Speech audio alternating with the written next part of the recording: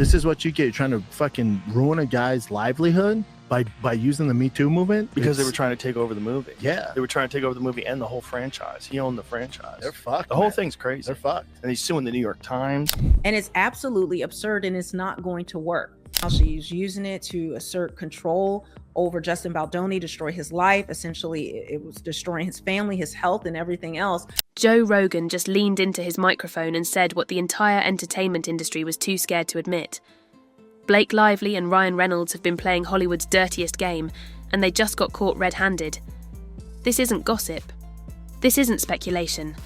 This is a $400 million scandal unfolding in real time, with text messages, voice recordings, and a mountain of evidence that's about to rewrite everything we know about celebrity power plays.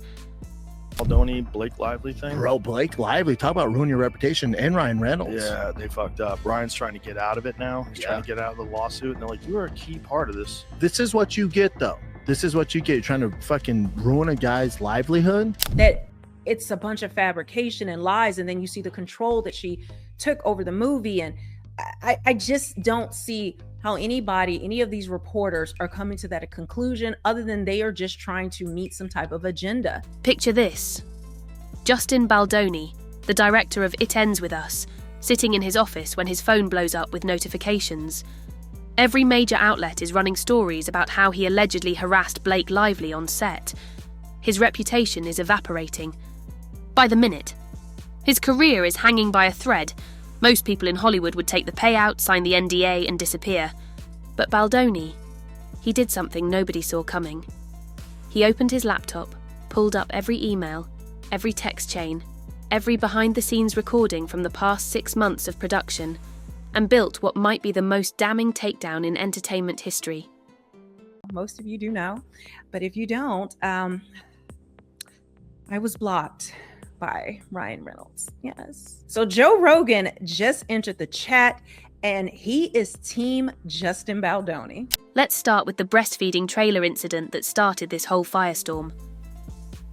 Blake went to producers claiming Baldoni violated her by entering her dressing room while she was breastfeeding, an allegation serious enough to get anyone blacklisted immediately.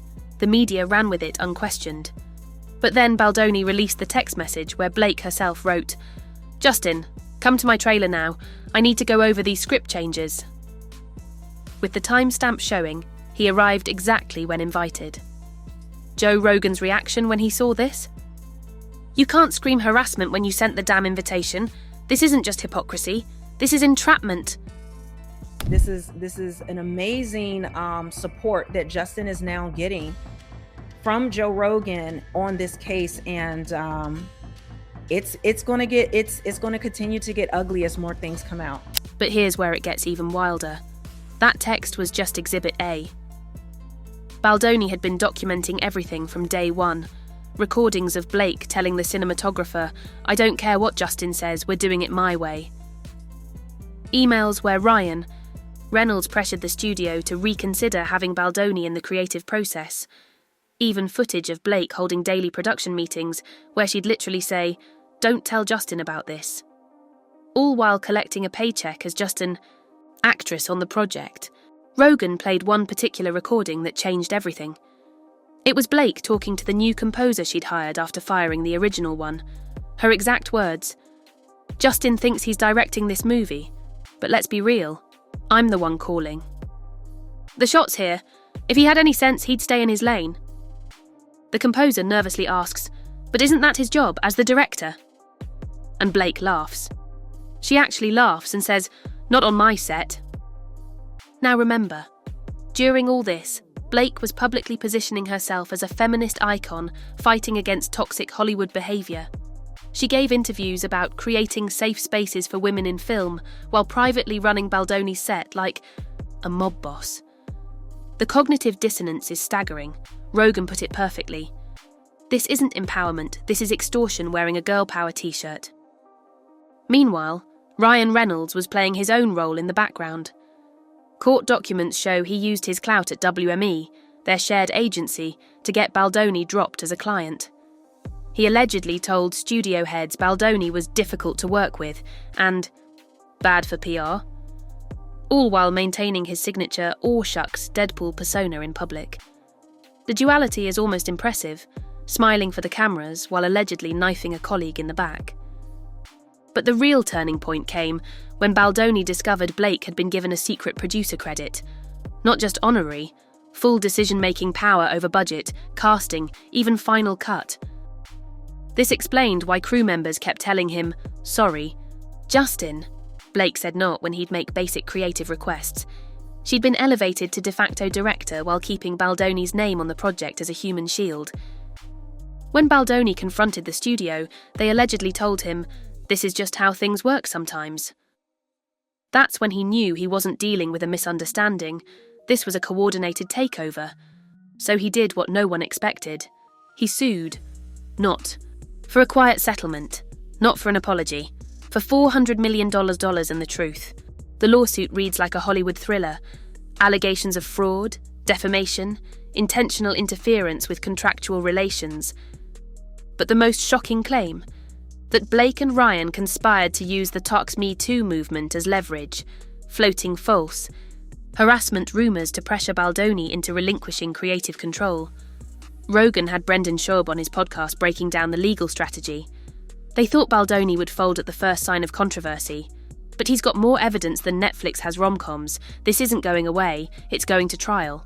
And the fallout has been immediate. Deadpool fans are burning merchandise with Ryan's face. Mint Mobile's social media is scrubbing all references to him. Blake's Instagram comments are flooded with "blocked by Blake" hashtags. The same PR machine that amplified their narrative is now working overtime to contain the damage. But here's what keeps me up at night. How many other Baldonis are out there? How many talented people have had their careers destroyed by this kind of calculated smear campaign? Because without Baldoni's foresight to document everything, we'd never have known the truth. That's what makes this case so important. It's not about one movie or one director. It's about exposing the playbook that's been used to silence people for decades. Rogan said it best in his closing rant. Hollywood's worst nightmare isn't bad. Reviews or low box office, it's someone keeping receipts. Baldoni just taught a masterclass in fighting back, and the industry will never be the same. So where does this leave us?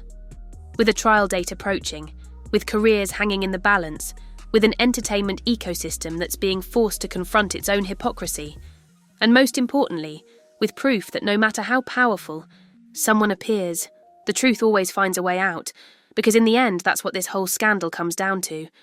Not he said, she said. Not rumours. Not spin. Just cold, hard, undeniable evidence that's playing out for the world to see. And something tells me we're only seeing the beginning.